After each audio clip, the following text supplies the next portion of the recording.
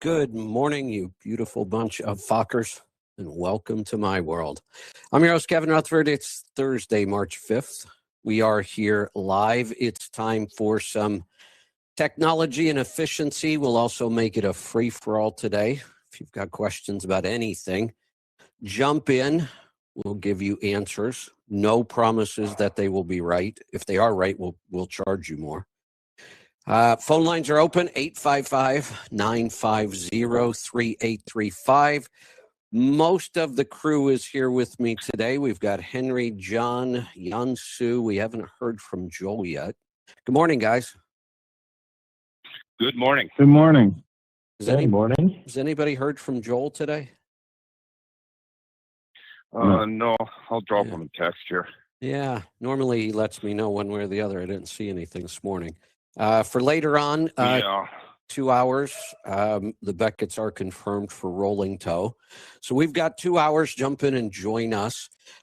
Before we get started today, I've got, there's a ton of talk about the chameleon carriers, freight fraud, non-domiciled CDLs. That this administration is getting rid of them aggressively, and it sounds like people are already seeing the change. Whether this is real or just a coincidence, but people are saying parking is easier, things aren't as crowded. I'm not sure if we have taken a lot of trucks off the road, so maybe you can see the difference. They're taking a lot of driving schools out, CDL schools. They're taking them out by the thousands. Who knew we had so many lousy CDL schools? Good. Yeah. Did I say that out loud? Yeah, it's really good. Sorry. Let's scream it from the rooftop. I second the good. Yeah. Yeah, if you're bad enough that the government has already gotten rid of you and shut you down, it must be obvious bad stuff. It's not like little violations. If they're shutting you down, this is big stuff. And we are talking about thousands of them. I would have been shocked by hundreds. How many are leaving before they get there? Before they get caught. Yeah, that could be. So obviously in the last couple of years, this issue in our industry has become a mess. The non-domiciled drivers, the chameleon carriers, the freight fraud. And freight fraud is a really broad term. There's a lot of things that go on. I think I may have come across one this morning. I have a coaching client, new in the industry, jumped the gun on some things. I bought a truck too soon. He sent me over a lease agreement, and I have a coaching call with him today. This may be one of the worst lease agreements I've ever seen in my life. And the more I dig, the worse it gets. Has anybody ever heard of a Texas company called Sean Hall? No. I haven't either. I'm trying to dig right now, but it gets worse, though. Here's the lease agreement itself. The header is, this word hurts my brain, pulcision, Pullcision. Obviously, it's a made-up word. I'm not even sure what that's supposed to mean. Pulcision Dispatching is the company. And it says lease on program powered by Sean Hall. Now, one of the problems is in this contract, there is this lease on contract, and it's a whole form you fill out, and they list Sean Hall's MC number and DOT number, except I can't find them anywhere. I've searched every database I can find. I actually just sent Danielle a message, see if she can find this company for me. Some people have said they can find Sean Hall in Texas. This dispatch company is supposed to be based in Ohio, and in this lease agreement, it says you are running under their authority, except I can't find any authority. Now, it gets worse. You guys have all... But wait, there's more. Wait, there's more. Henry, you've been pretty darn stable your whole life, but at some point, you must have leased trucks onto a carrier. Did you ever? No. No? In fact, I've never driven for a trucking company. Well, I never drove a truck as an employee, but I have leased. True wildcat here. Yeah, I drove Henry, for you are. private care, and then I went on my own authority Yeah, with a brand new truck in a mini recession. you are a wildcat. Yeah. I like that. Good story. Yeah, you got the true. We got a true wild one here. Good story. I like that. Yeah. So, Kevin, I looked at Precision Dispatching. Okay. Sorry. No, go ahead. I looked at Precision Dispatching. It looks like they're based in Tampa, actually. It's getting worse then, because everything I can We're find. we're gonna get into the chameleon. Yes, we are. Yeah, but they have an 813 area code, and then So far, between these two companies, Precision Dispatching and Sean Hall, we're finding stuff in Ohio, stuff in Texas, and stuff in Florida. That's another red flag. And I can't find that their DOD number or MC number is valid. I can't find the numbers anywhere. If anybody can find it, Danielle will, and I just sent it to her. Not only have I leased trucks on the multiple carriers over the years. I mean, there was a time I probably had trucks at 4 different carriers. It was all, and I had my own authority. I was all over the place. It was a mess. But I've reviewed, I could probably say thousands of lease agreements now. I used to do it for all my tax clients if they wanted me to. I did it on the radio show. Send me a lease agreement. I'll go over it. Lease agreements, if you go back far enough, when I started in the 80s, they were typically 1 page. Sometimes it was a page and a half with the signature page. They were really simple. They were straightforward. You signed it, you were done.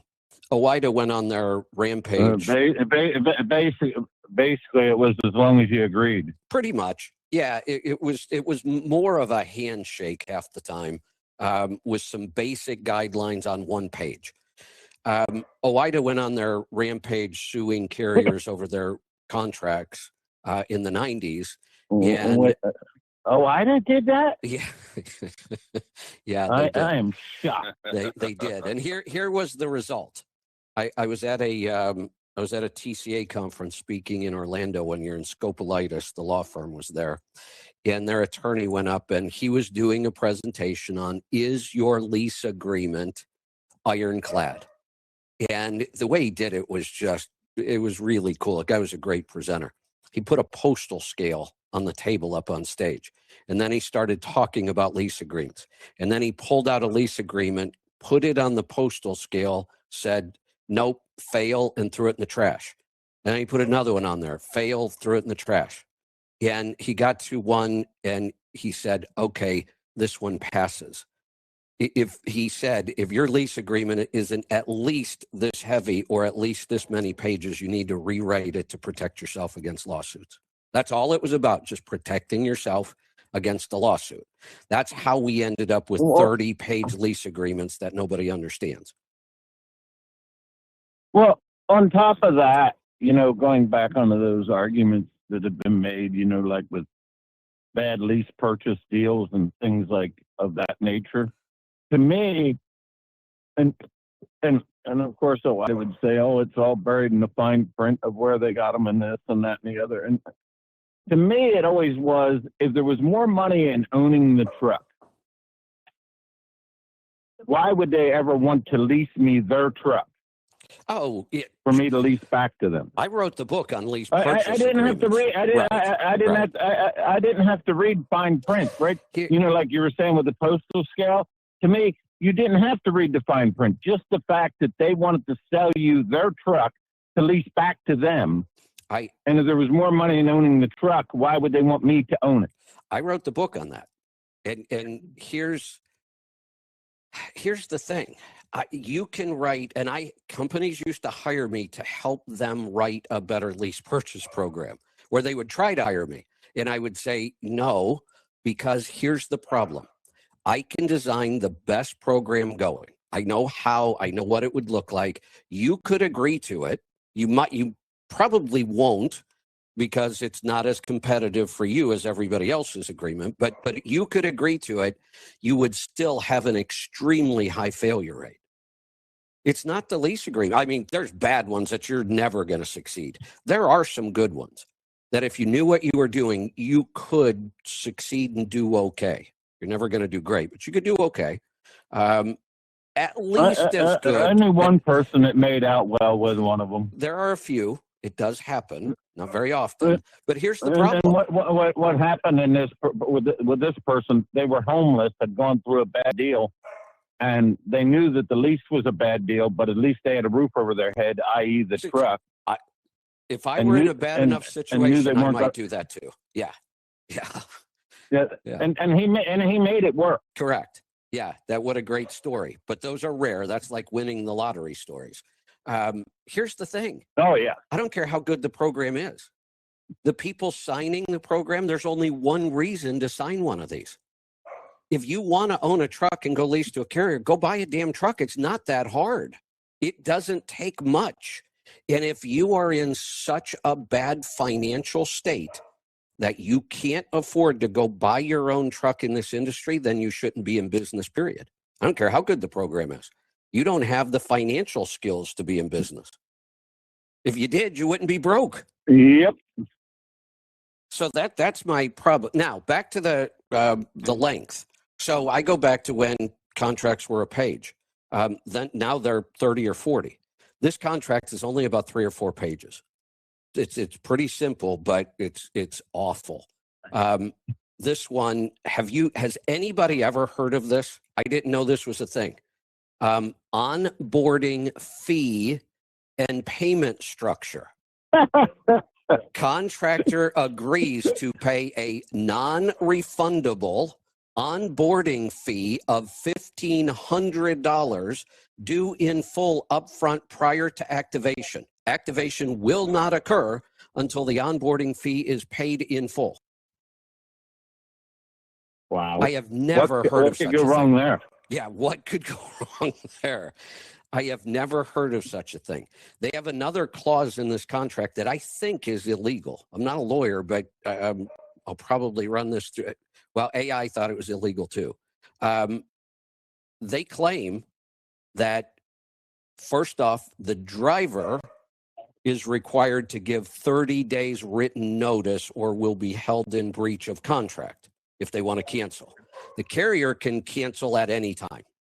No warning whatsoever. That's not illegal, but that's a huge red flag. Now, when they terminate you, and I think this is the illegal part, their clause claims that they can and may withhold unpaid settlements plus your escrow. You have a $1,500 upfront fee plus an escrow, and they are allowed to keep escrow money if they have receipts to prove why they're keeping it, like a chargeback or something like that. That's the way escrows work.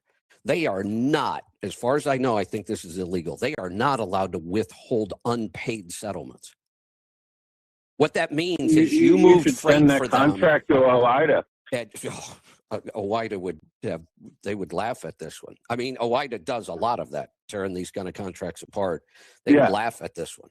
This is horrible.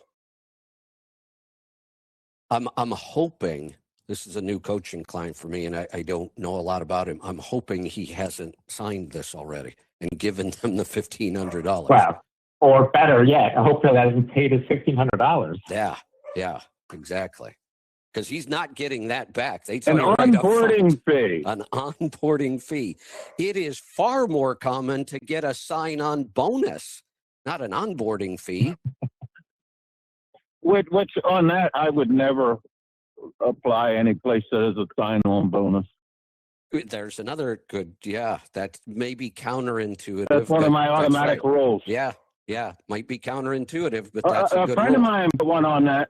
He said he would go for a carrier that said, if after 1 year you want to leave, we will give you $10,000 to leave. Which means it's such a good job. You're not leaving. There's no way you're going to take that. Right. And on the other with the hand, clause that you can't come back. yeah. And on the other hand, the sign-on bonus looks like, boy, you're really desperate to get trucks.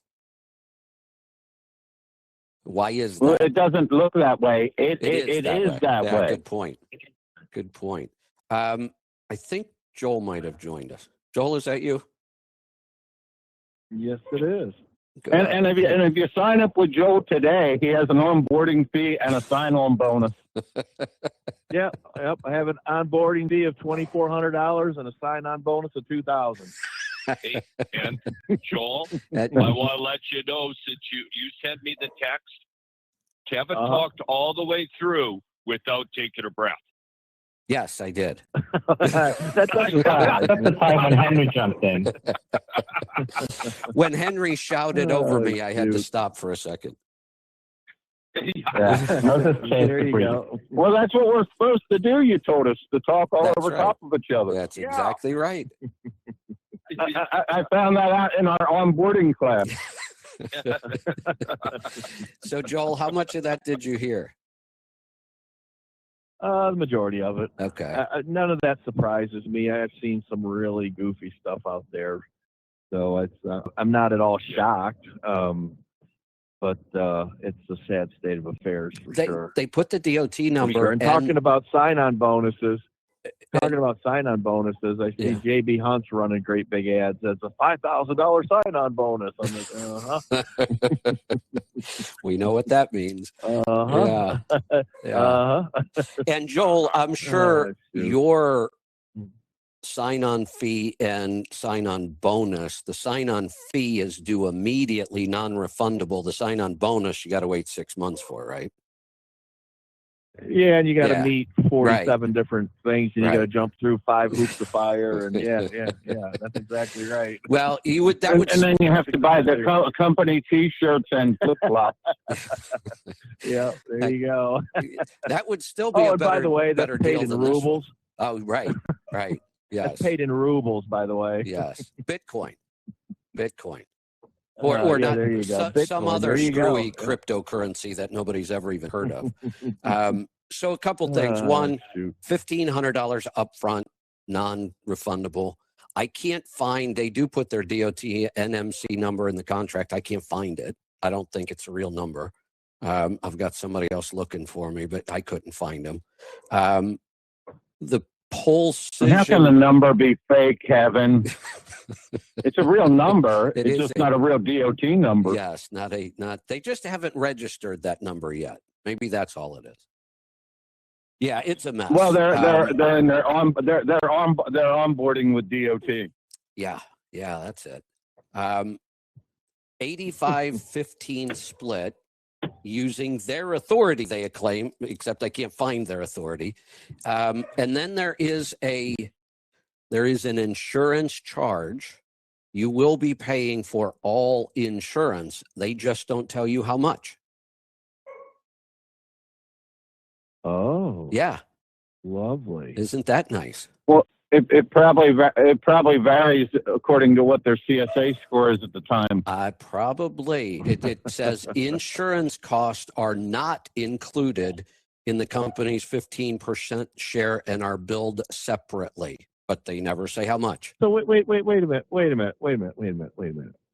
So they're taking 15% and charging you for insurance? Yes. But they don't even tell you how much. Why would anybody even think about doing this? I'm really right, but I mean, I mean, let's just throw it away. Exactly. Well, the first clue was right at the very top, the $1,500 onboarding fee. Well, yeah, that's a crock of shit anyway. But when you're going to take 15% and then you're going to charge them for insurance on top, this is just stupid. I mean, just pitch it in the garbage and move on. Yes. Yeah, I agree. It makes no sense at all. And this is put it in the recycling bin. This is clearly all insurance. It says contractor will be covered under the company's liability and cargo insurance. You will pay a separate weekly insurance contribution and will be determined once the contractor is added to the insurance policy. Contractor authorizes automatic deduction from settlements for insurance premiums. So you are paying for public liability, cargo, plus all of your own coverages on the truck, which I just talked to somebody the other day, another one of my coaching clients. He's paying 40,000, 30 or 40, might have been 40. That crazy high insurance rate because he had a DUI less than 2 years ago. Yeah, that'll do it. Yeah, that'll do it for sure. Did they add into this contract of where the insurance is originated through? No, the agency that his sister runs. They may not even have any insurance. They may be charging the owner operators to not even have any. The agency's probably his sister. That's yeah. And they may be married. Could be. Yeah, no, you didn't have the right name for that. This was Texas. You weren't Minnesota. I don't know. Ethiopian Casualty Insurance Company. Something, yeah. Yeah. Well, I look, I'm just shocked. I didn't realize the industry, this kind of stuff had gotten this bad. Yeah, that's pretty out there for sure. It is. Definitely.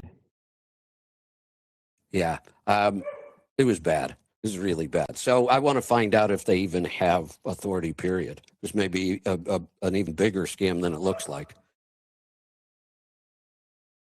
It sounds that way. I mean, I guess just for the knowledge of finding out personally, after just what you told me, that just hits the trash can. I don't waste no more time with it. But, right. I guess out of curiosity, if you want to know if they were for real, and if they are for real, I what the hell? I mean, come on, this is about the dumbest thing. Why would anybody? I don't even understand. That's the scary part to me, and that's why I want to talk about stuff like this, because we have to remember people signing these kinds of contracts become our competition. This is what drives rates so low that all of us struggle. Oh, yeah. Yeah. So, Kevin, have you thought about any non-sincere and fake way of applying? Well, here's the thing. This form I'm looking at is an online form. You do the entire process online. I fill out, all the information. I upload my CDL. I upload my insurance if I have it. I upload my truck registry. Oh, wait a minute. It also has a place here to upload your own MC and DOT number and all your information. Guess what else the scam could be here? Oh. They're just stealing identities. They're using your DOT number. Yes, they're just you're giving them your driver's license, your insurance, your medical card, your proof of ownership of equipment, truck registration, MC number, DOT number. They're just going to steal your identity and your $1,500. Social security number?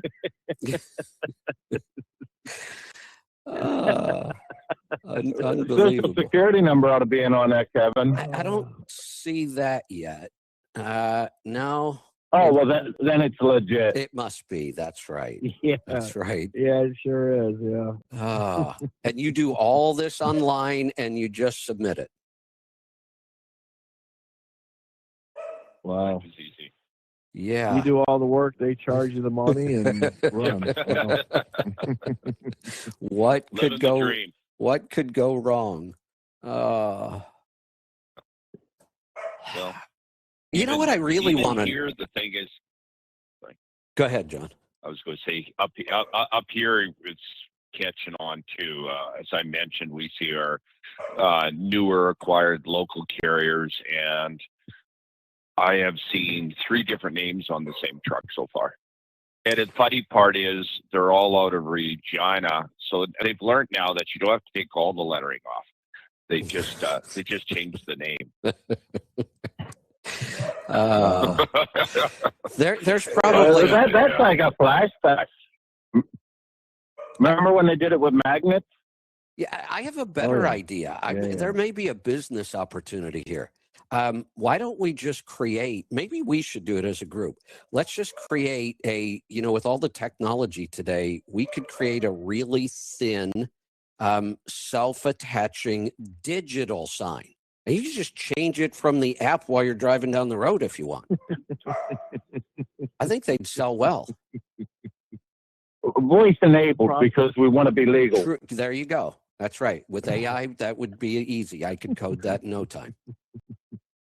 Yeah. There we go. Digital door signs. That's my new business. Wow. I know. Remember how that, back in the day, how much of that you saw with, the trip leasing and all that stuff? I used to have my broker's office was in a hotel room at a truck stop. I had piles of magnetic signs. Yeah, because we trip leased constantly. People would wander over from the truck stop. We'd find a load. We'd negotiate it. They'd throw the signs on and off they'd go. That was how we did business back then. Why not? A dry erase. All you need is a dry erased piece for your jockey door. Sure. That seems to be that's the low tech option. Yeah, that would be the low tech option. Yeah. The economy model. Driver friendly. That's right. Driver friendly. Yeah, except the problem here that I'm trying to avoid, John, is obviously some of these drivers can't speak, read, or write English. That board's going to be challenging for them. We got to make it easier. In fact, our AI voice control has to be multi-language capable. Yeah. I don't even think it's all coming from there. I mean, when it gets to the bad lease deals, I don't think that's universally owned by just that. No, group. it's not. It's not. But I think they have taken it to a new level. That we could probably go with, but yeah, there's. Yeah.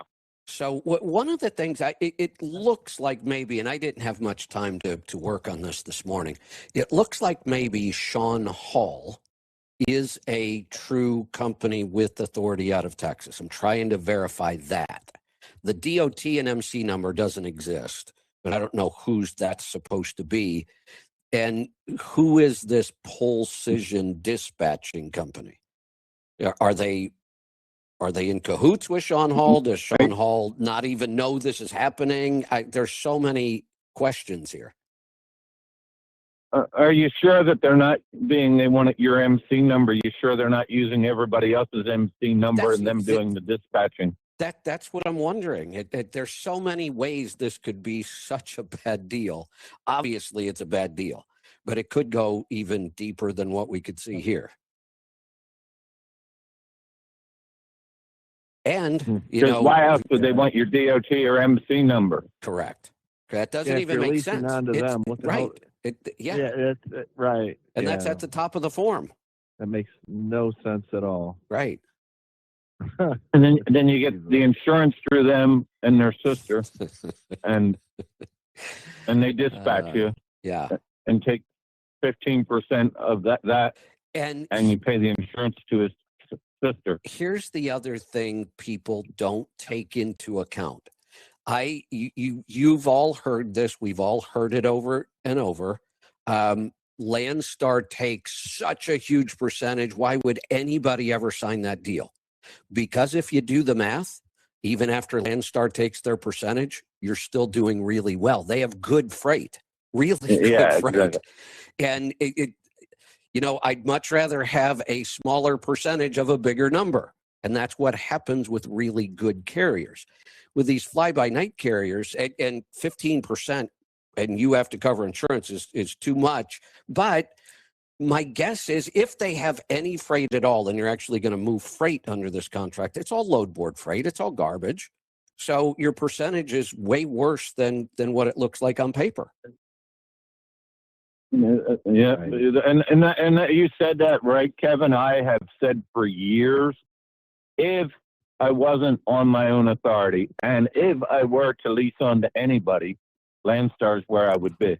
That's always, from the first time I came in contact with Landstar till today, I've never changed my mind on that. To me, it's the closest you can come to being an independent owner operator without and all the starting back your own office destiny. headaches. Right. Yeah. Right. Yeah, absolutely. Yeah. So I'll find out more. I'm curious. All right. What does everybody else have today? We're going to go down the line in order. Henry, you're at the top of the board. What's on your mind today? I have a thought of the day. Okay. It's kind of funny how nothing's worth anything till everybody throws it away and then they want it back. For example, just the VIN number and a good cow to a Camaro will cost you more than a 69 Camaro cost when you bought it new. You know, it doesn't matter what it is. Nobody wants anything till it's thrown out, and then when somebody else finds it valuable, everybody wants it. It reminds me of a conversation I had with my son Michael when he was probably 8 or 9, somewhere in that age, and Pokemon cards became a really big thing the first time. And, you know, it was some of these cards would, you know, you'd see them listed for crazy, stupid numbers. And my son decided he was going to be an investor at the age of 8 and 9, and he was going to invest in Pokemon cards and get rich. And I tried to sit down and explain to him intrinsic value, and I think I might have gotten through to him because he stopped trying to invest in Pokemon cards. That kind of stuff has no intrinsic value. So it's only the value the market puts on it at the moment. Yeah, I got an old oil can at home, 30 weight SO oil that I found years ago. And when I was working on the back of a garbage truck, it was actually there. And I said, that's kind of a cool old tin can. And, you know, it's worth $35 now. Yeah.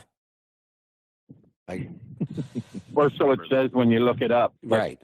Right. It's an old oil can that somebody was throwing out. Yeah. All right, Henry, good thought for the day. John, you're up next. Well, I got all kinds of stuff. I'll start with most recent. We had the day cab out yesterday. I have had an operation, so I was babysat. I showed the guy I'm on my second hernia operation, which I got to call you on the show. We got to have a talk on your health line when you do have some openings. Anyways, moving on.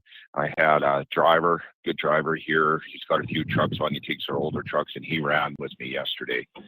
And he was totally impressed with that little 4.25 because of the efficiency in the drive line. He just giggled as I did all day. We ran it. It was poor roads, lots of elevation change, crappy, narrow. It's not good. And a headwind loaded, primary weights. And I just had the liters per 100 of the 6 trucks that were there. We managed, even on the 3 round trips on the local haul, we managed to keep down our idle time to 7.5 on percent on a 63-mile haul. And 30, I'm going to have to give you his liters. Sorry, guys, no time to convert it.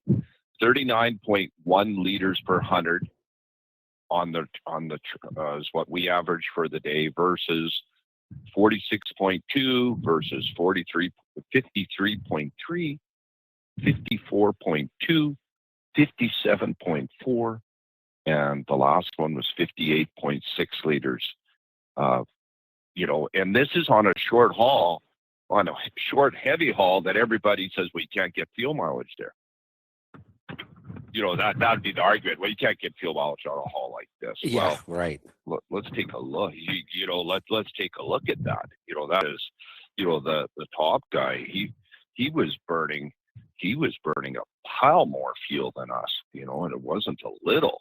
It was a lot. And well, it's enough. It's 50% more than what we were. That's and, incredible. So yeah, that's.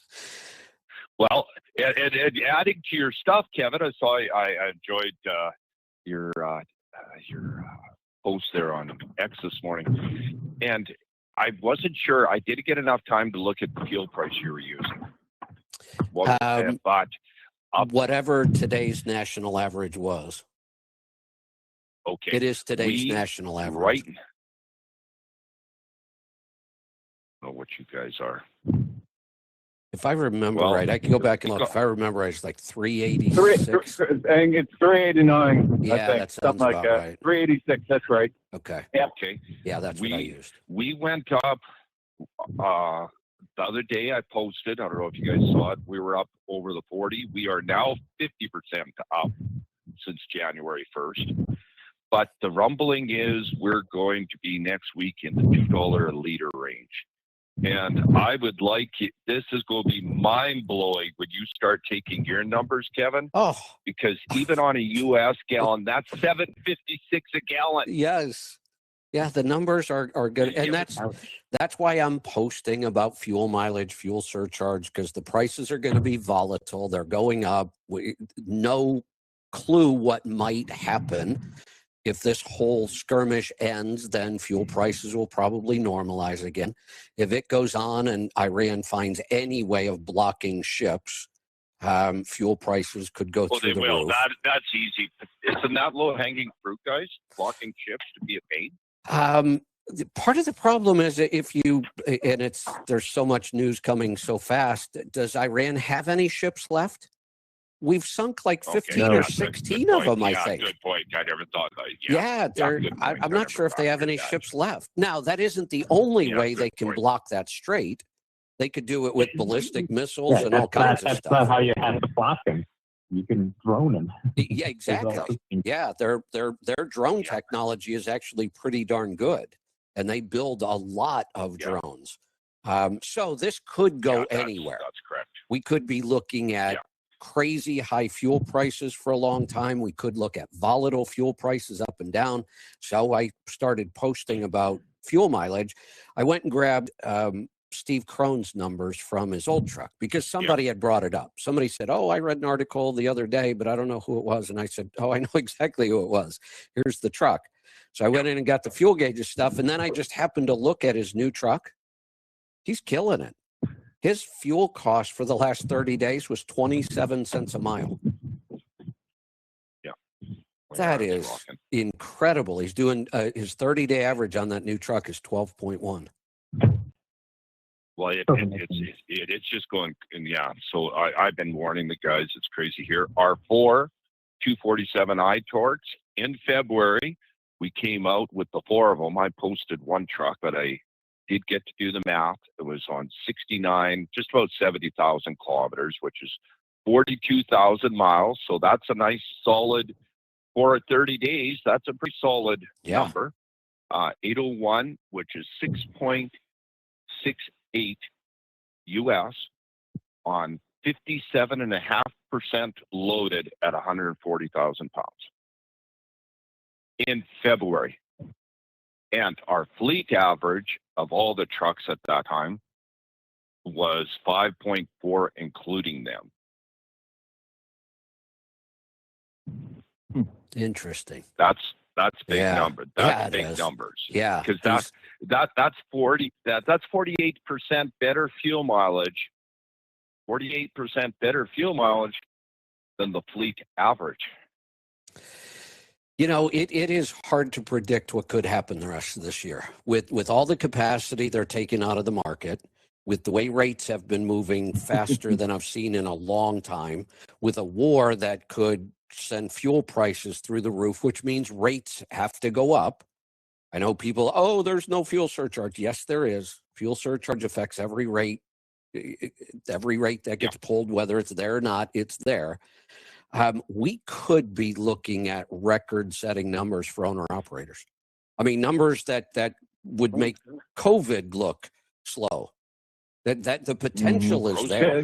Kevin, it's what I like about being at 29 cents a mile, and with the way the surcharge works on my contracts, fuel surcharge starts at 6 cents and goes up every 6 cents, another penny.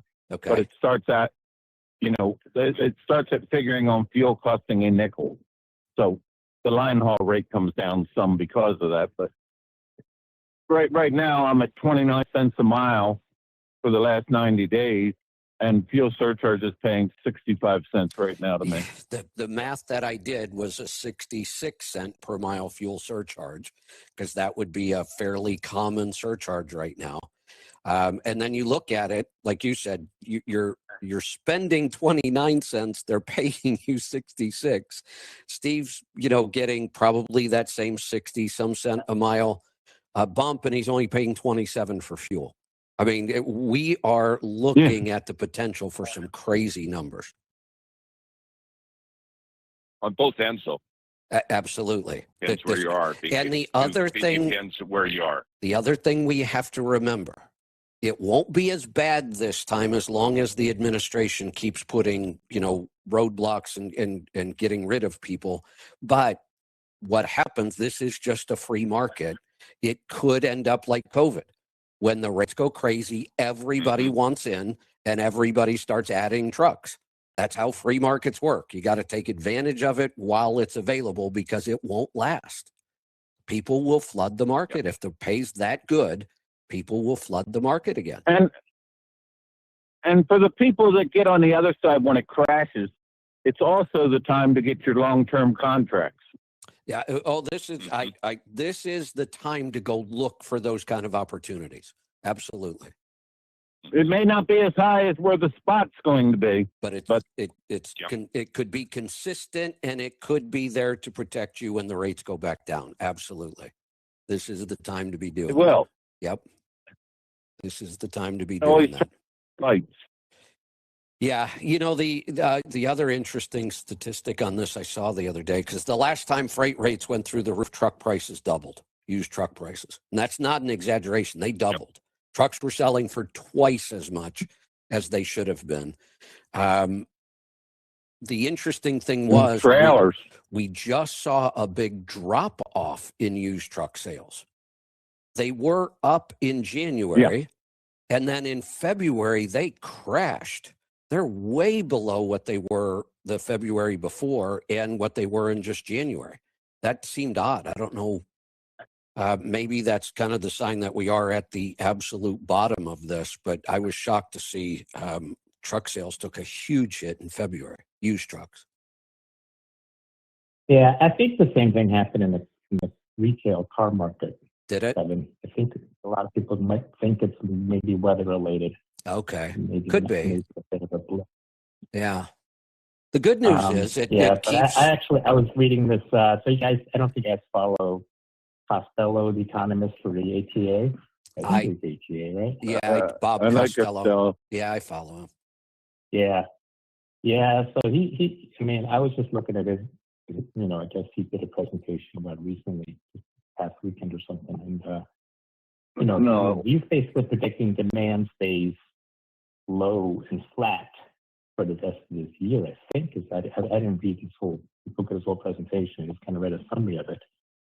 So if you combine that with fuel prices going up, which obviously will help the fuel surcharge side of it, I wonder if that'll have the same effect on, freight supply. If demand stays low, but the rates go up because of fuel surcharges, I wonder if that'll have the same effect on, what you're saying, Kevin, with supply rushing into the market. I wonder if it'll keep some of that out because demand is so low.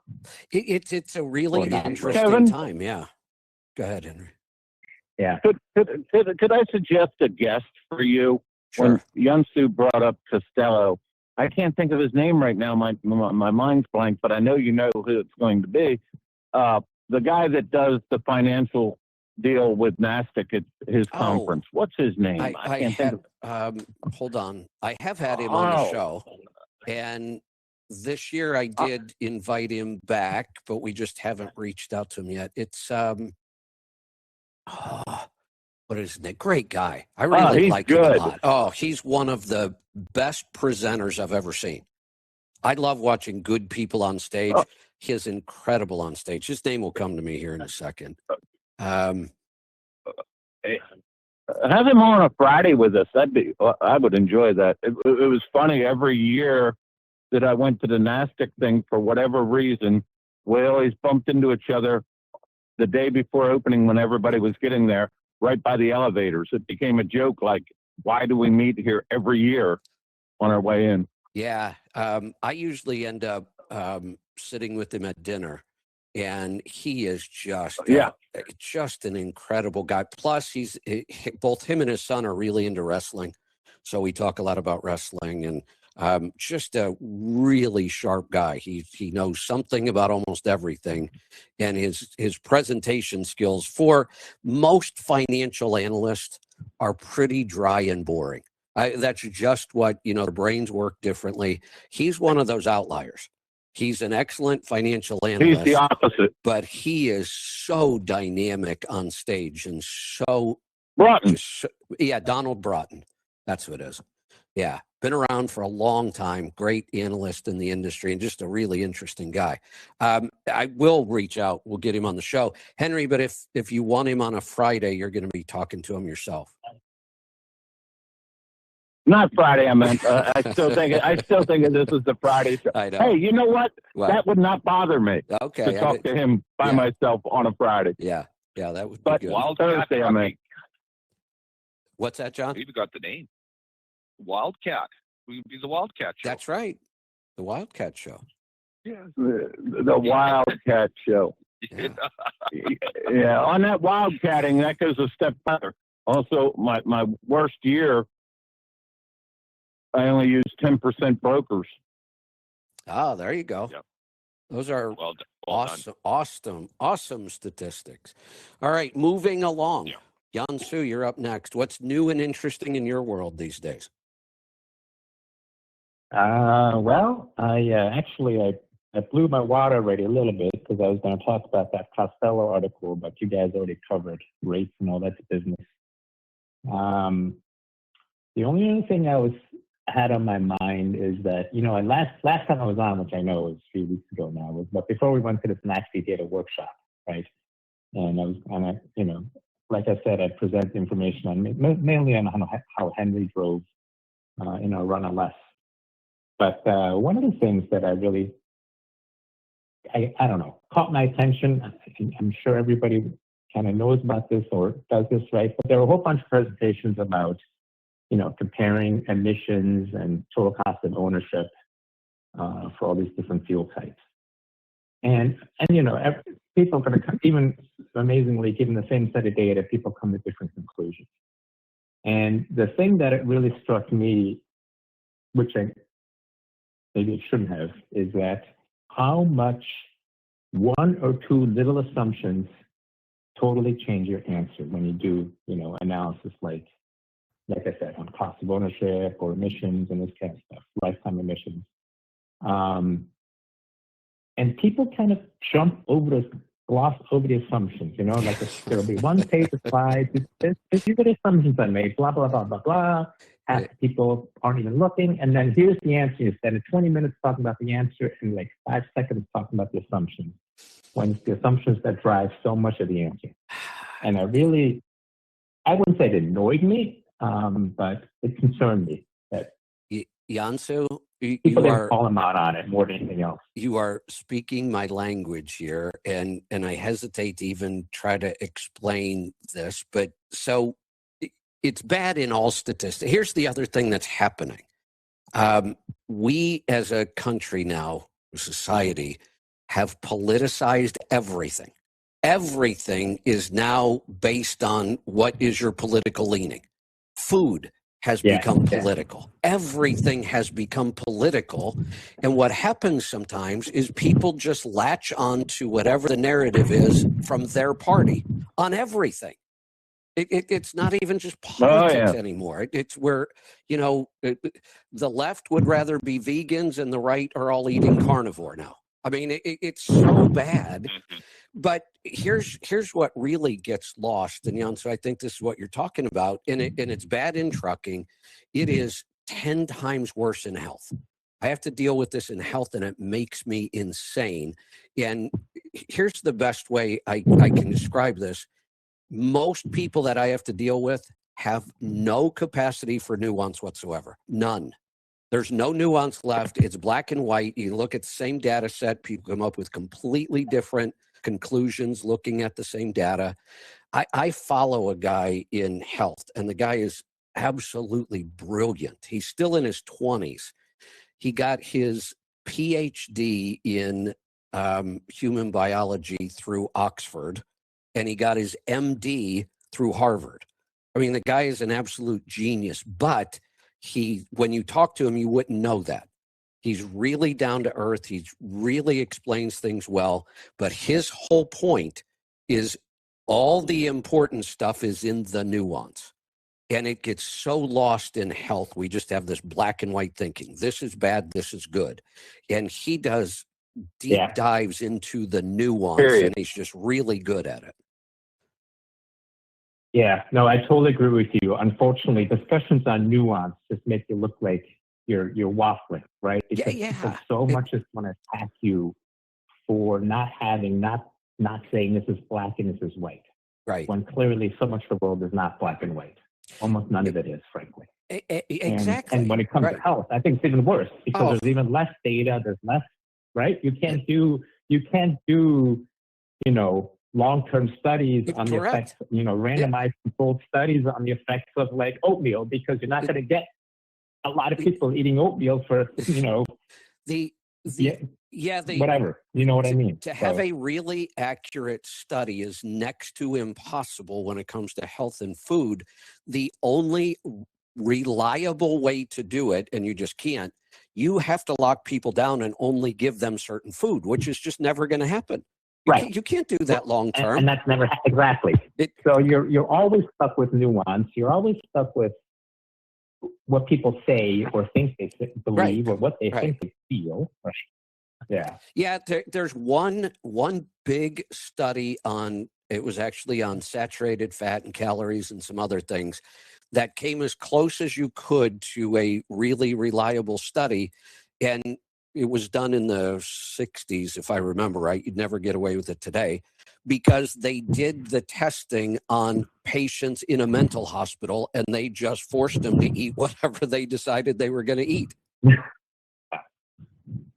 They tried to get away with that today. Holy cow.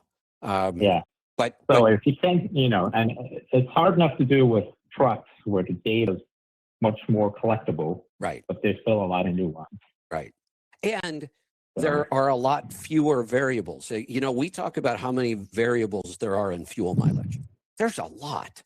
It's hard to get your head around all of them, but we could, and you could quantify them all. It takes a lot of work, but you could do it. You guys do a lot of that kind of stuff. Yeah.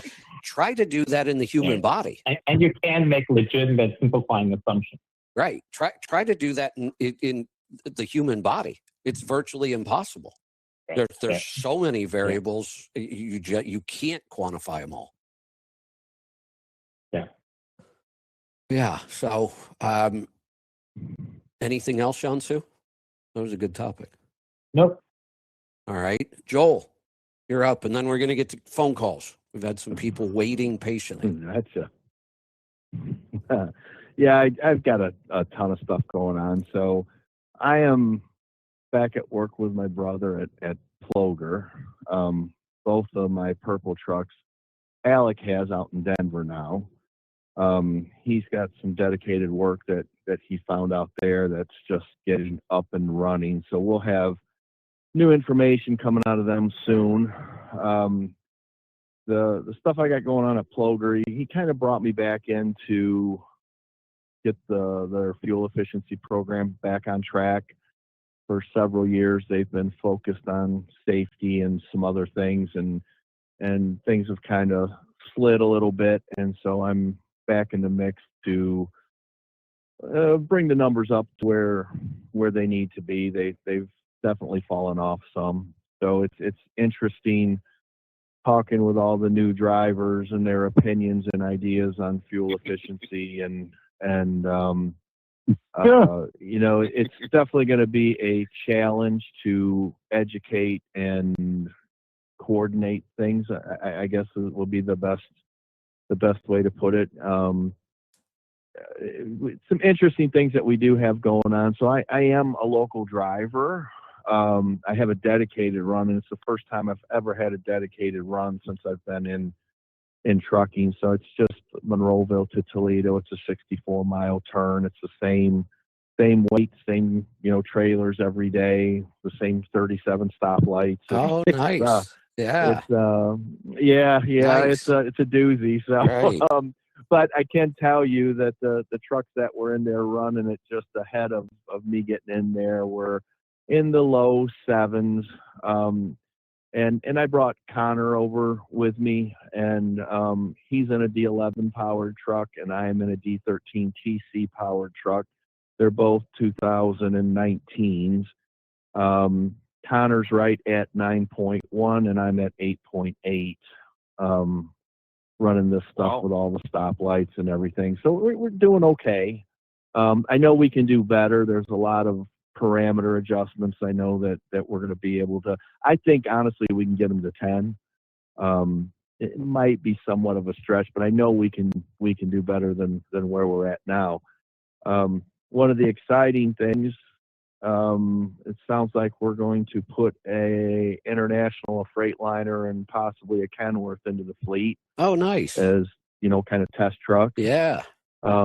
Just to make sure we have a good handle on what the competition's doing, and make sure we're making the right moves and doing the right things as we move forward. We have had some issues with the newest Volvos that they've rolled out in terms of setting parameters. Gary's mindset at the beginning of this, and this probably isn't the best mindset for a fleet application, but he wanted to try to be as fair as possible to the drivers. He said, let's open these trucks up. So they were 500 1850s, no real restrictions on anything. They were more performance oriented, and he paid a pretty heavy price in terms of fuel efficiency. So I'm getting all that straightened out, going back through, getting parameters set, and we've dialed the horsepower back and done the things you need to do to make these things work in a fleet. We bumped them a mile a gallon already, and I'd expect that we're going to get close to another mile a gallon by the time I get everything optimized and we get some driver training going on and some education going on. And that's the big push right now. I'm talking more to drivers and trying to understand the mindset and how to interact with them effectively than I am actually playing with parameters or doing anything else. Yeah. So it's really about your attitude and your mindset, on how successful you're going to be. And it's already starting to pay off. I mean, I haven't really even been at it all that long, and I think we had 31 guys over 8, which in the past, if we had a couple of guys hitting 8, he was doing all right, so people know that it's coming, and I think a lot of the drivers are being proactive, and they're trying to get better fuel economy out ahead of the introduction, the formal introduction of, what we're planning on doing, and we're going to, put out, what we're looking to achieve and how we're going to achieve it, and be as transparent and as open with all the drivers that we can.